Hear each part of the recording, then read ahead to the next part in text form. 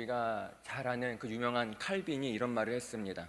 죽음을 묵상하면 삶이 단순해진다. 죽음을 묵상하면 삶이 단순해진다. 여러분은 20대, 30대 참으로 해야 될 게 많은 나이이기도 합니다. 무엇을 먼저 해야 할지 순서를 정하기도 어렵습니다. 그럴 때 단순하게 죽음을 묵상해 보면 어떨까요? 그러면 내가 무엇을 먼저 해야 하고 무엇을 중요시 여겨야 하며 무엇을 놓치고 살고 있는지를 깨닫게 됩니다. 성경에서도 죽음에 대한 구절이 많습니다. 그런데 이 성경에서의 죽음은요, 단순히 목숨을 끊는 그런 죽음만을 의미하지 않습니다.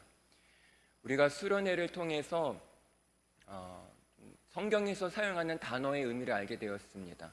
예를 들어 가난은 단순히 물질이 없는 것이 가난이 아니라 예수님 없이 살 수 없음을 고백하는 그 영혼이 가난한 영혼이라고 했습니다. 그러면 성경에서 말하는 부자는 어떠한 사람인가요? 예수님 없이 나는 잘 살 수 있다고 교만하게 여기는 사람이 바로 성경에서 말하는 부자입니다. 그리고 또 눈먼 자 소경은 어떠한 사람입니까?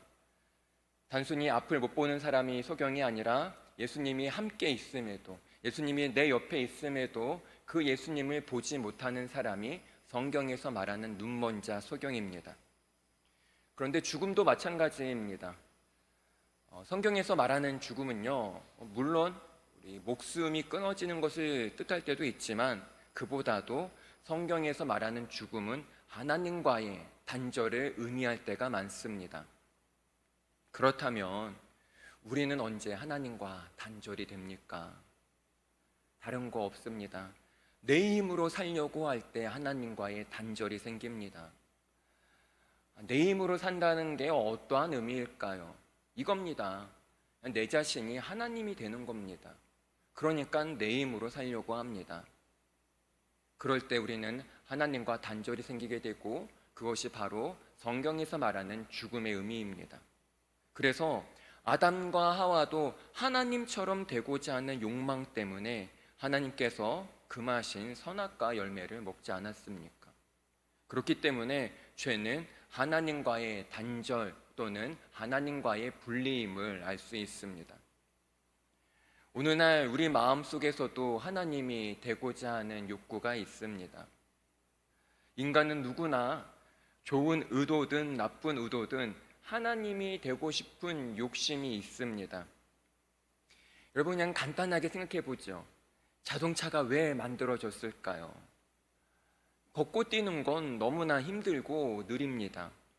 비행기가 왜 만들어졌을까요?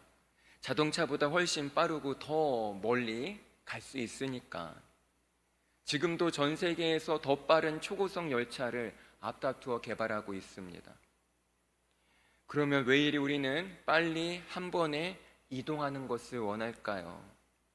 여러분, 과연 누가 한 번에 원하는 곳 어디든 갈 수 있을까요?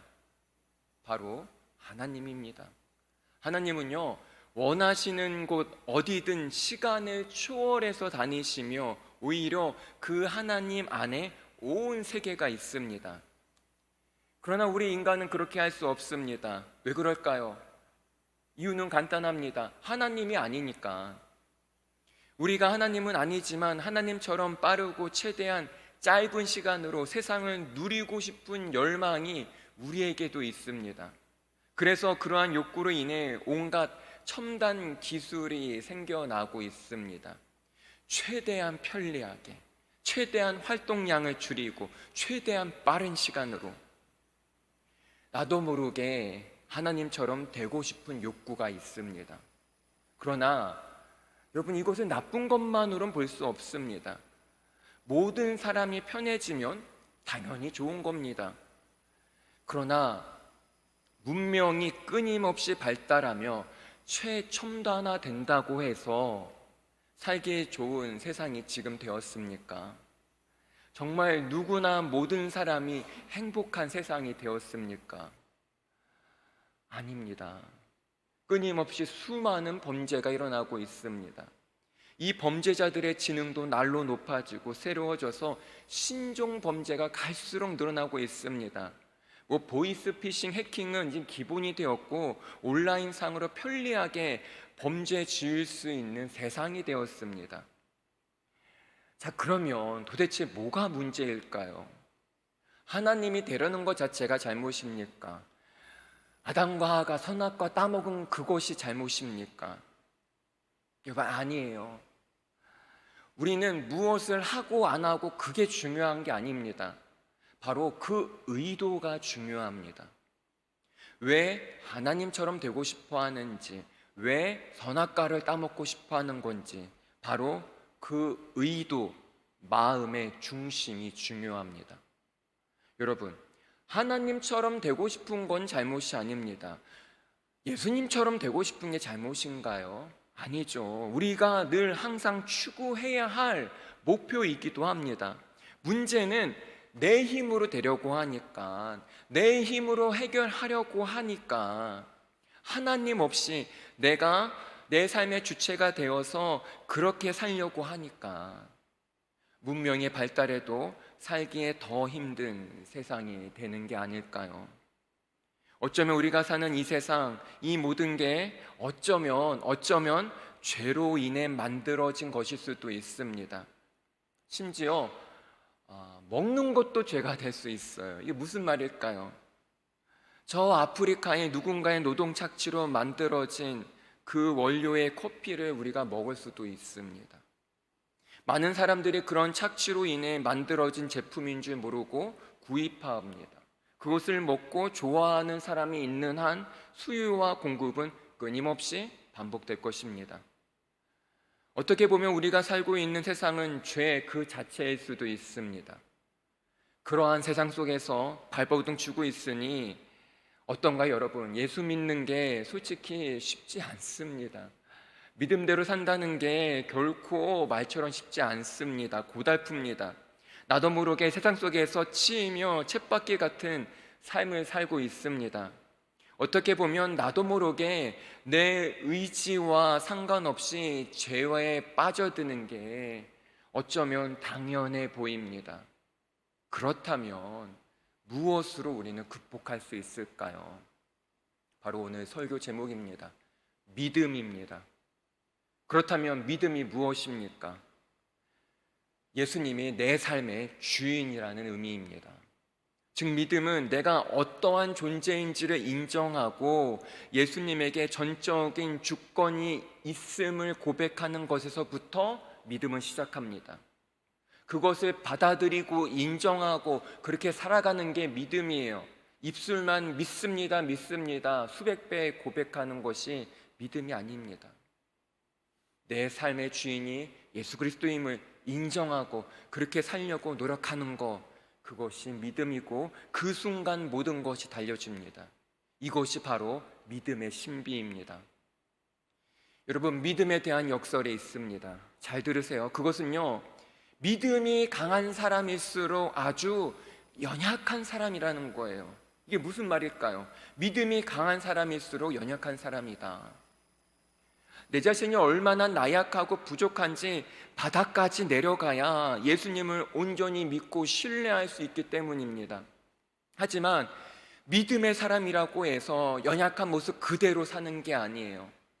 믿음이란 예수님께 나를 드리고 예수님과 하나가 되어 사는 것을 말합니다. 하나님과 분리되지 않고 관계를 맺는 것은 오직 예수님 통해서만 가능합니다. 우리가 예수님을 믿을 때 그분이 우리의 중보자가 되셔서 하나님과의 관계를 회복시켜 주십니다. 그렇기 때문에 예수님 외에는 하나님께 나아가는 어떠한 길도 없습니다. 믿음의 사람은 알아요. 내 자신이 얼마나 약하고 보잘것없는지, 그러기에 예수님밖에 없음을. 하지만 이 믿음은 아주 강력합니다. 왜냐하면 그 능력이 나에게서 나오는 것이 아니라 바로 예수님과 하나됨으로 인해, 그래서 하나님과도 하나가 된 그 연합의 능력으로 나오기 때문입니다. 예수님이 내 안에, 내가 예수님 안에 서로 상호 내주합니다. 이 믿음의 능력은 죄악된 세상에서 하나님의 자녀가 되는 놀라운 신분의 변화를 가져다 줍니다. 이것에 대해 바울은요 이렇게 고백합니다. 고린도 후서 5장 17절입니다. 그런즉 누구든지 그리스도 안에 있으며 새로운 피조물이라 이전 것은 지나갔으니 보라 새 것이 되었도다. 아멘. 바울은 우리가 예수 그리스도 안에서 새로운 존재가 된다고 말합니다. 아무리 세상이 죄악으로 물든다고 해도 믿음의 능력으로 하나님의 자녀가 된 사람에게는 그 어떠한 죄도, 그 어떠한 유혹과 환난도 효력을 발휘할 수 없기 때문입니다. 어떠한 유혹과 시련도 우리를 낙심케 할 수 없습니다. 이것이 바로 믿음의 능력, 믿음의 파워입니다. 그러기에 히브리서 기자는 히브리서 11장에서 이러한 아주 멋있는 고백을 합니다. 이런 사람은 세상이 감당하지 못하느니라. 아멘. 그렇습니다. 믿음의 사람은 세상이 감당치 못합니다. 오히려 그 세상을 초월해 나갑니다. 믿음은 주술이나 주문이 아닙니다. 믿음은 실현이고 현실이고 리얼입니다. 이제 남은 것은 예수님을 나의 구주로, 내 삶의 주인으로 받아들이는 것입니다. 예수님을 나의 편견과 의심을 버리고 예수님을 영접하는 겁니다. 그러기 위해서는 단순히 믿습니다 이것이 아니라 세 가지 단계가 필요합니다. 첫째로 자기인식, 즉 죄인이라는 인식이 필요합니다. 내 힘으로는 아무것도 할 수 없음을 깨닫고 모든 것을 내려놓고 예수님 앞으로 나아가는 것입니다. 죄의 문제를 심각하게 깨닫지 못하고 어설프게 대충 넘어가면 죄악된 세상에서 오히려 내가 조정을 당하며 살게 됩니다. 즉 세상의 향락과 죄의 유혹에, 물질의, 돈의 유혹에 맞들인 사람은 세상이 이 사람을 마음대로 조정해버립니다. 사람이 이 사람을 조정해버리고 물질이 이 사람을 조정해버립니다. 조금 전 히브리서 11장에서 뭐라고 했나요? 믿음의 사람은 세상이 감당치 못한다고 했습니다. 하지만 죄에 연약한 사람은, 세상 유혹에 연약한 사람은 세상이 이런 사람을 충분히 감당해내고 자기 멋대로 이 사람을 조정해버립니다.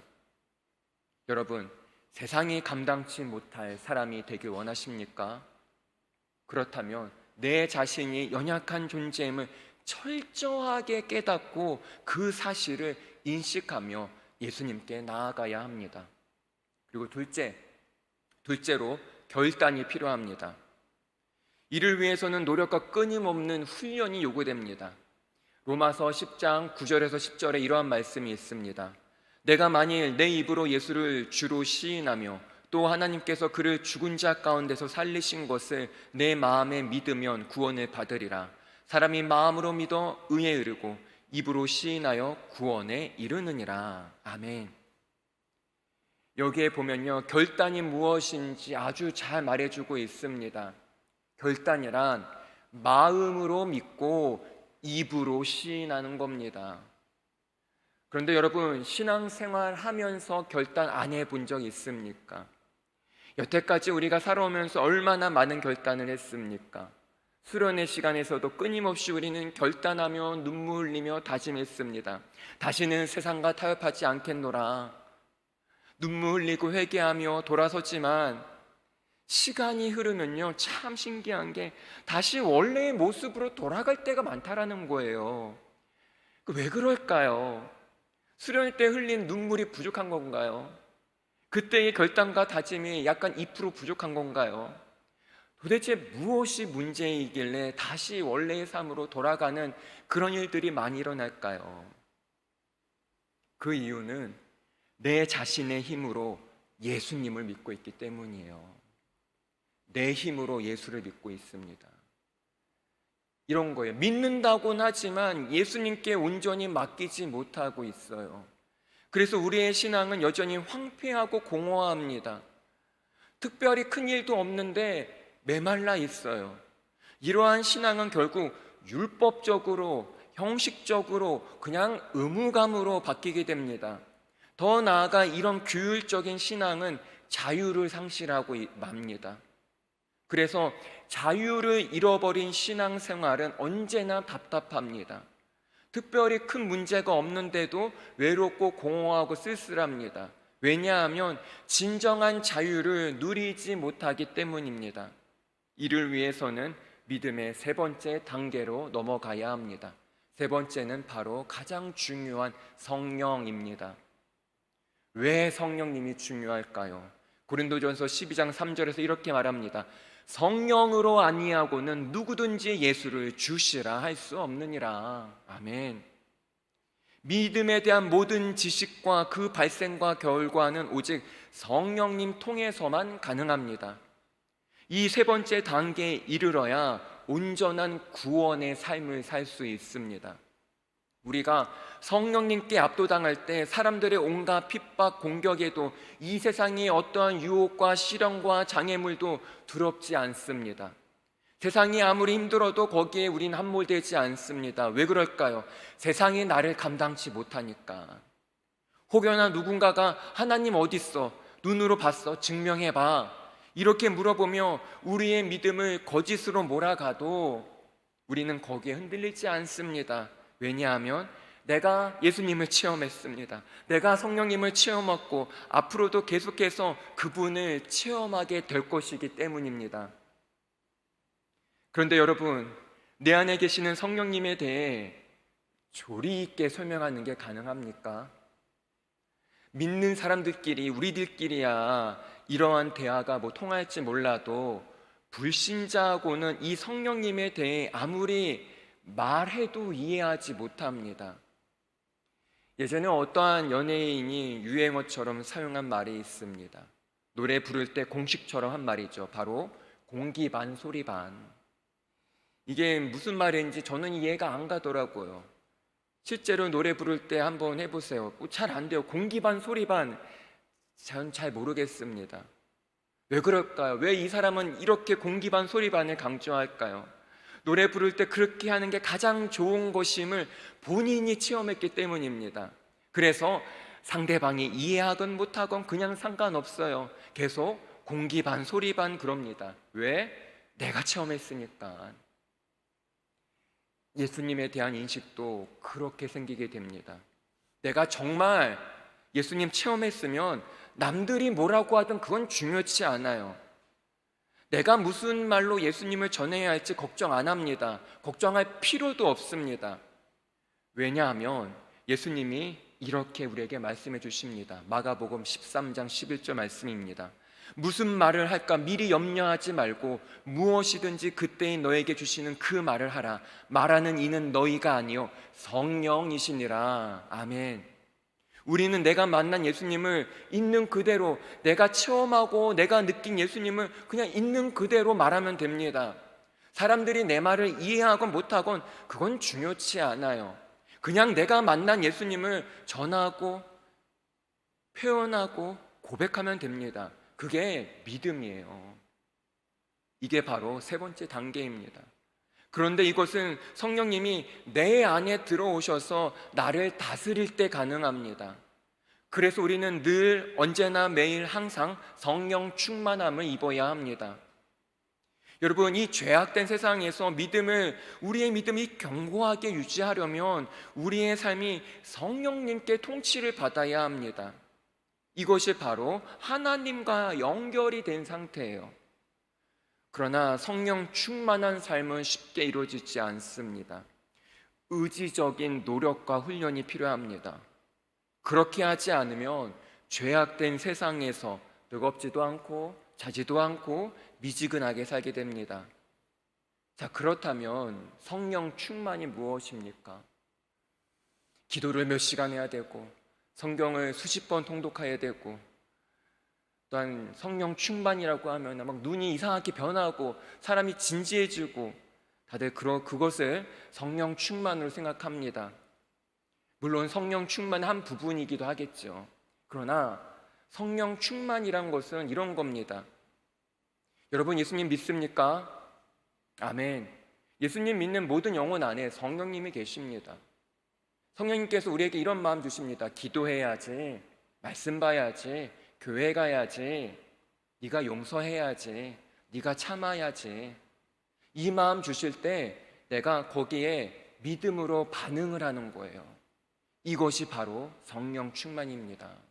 성령 충만은 어렵게 생각하지 마세요. 하나님이 주시는 마음에 내가 순종으로 반응하는 것, 그것이 성령 충만입니다. 그러기에 성령 충만은요, 초신자도 성령 충만 받을 수 있고요, 유치원생도 성령 충만함 받을 수 있습니다. 그리고 또 하나, 우리가 성령 충만으로 받을 수 있는 것은 바로 매일마다 하나님의 말씀으로 나아가는 것입니다. 하루 일과를 시작하기 전 또는 하루를 마치고 최소 말씀 한 장을 읽고 삶을 시작하고 말씀으로 삶을 마무리하는 것입니다. 말씀을 볼 때 그냥 인터넷 기사 보듯 스캔하여 읽지 말고요, 말씀 한 절을 읽더라도 꾹꾹 피아노 건반을 누르듯이 읽고 묵상하는 겁니다. 그리고 예수님에 대한 간절함으로 나아가는 겁니다. 그것이 바로 가난한 심령입니다. 만약에 그 간절함이 없다면 예수님께 그 간절함을 달라고 단순하게 부르짖으면 됩니다. 나의 마음이 예수님 때문에 뜨겁게 불타오르게 해달라고 성령님께 매달리는 겁니다. 그러한 시간과 과정을 통해 여러분의 믿음이 더욱 견고하게 성장하게 됩니다. 이제는 누구도 그 무엇으로도 나의 믿음의 영역을 침범할 수 없습니다. 여러분, 세상이 감당치 못할 믿음의 청년이 되길 바랍니다.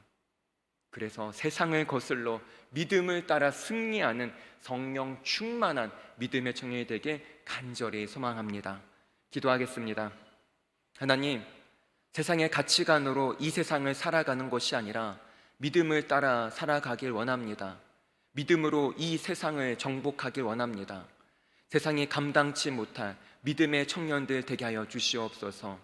성령 충만하여 세상 곳곳에서 예수님을 알리고 전하기에 앞장서는 새벽 이슬 같은 주의 청년이 되게 하여 주시옵소서. 감사합니다. 예수 그리스도의 이름으로 기도합나이다. 아멘.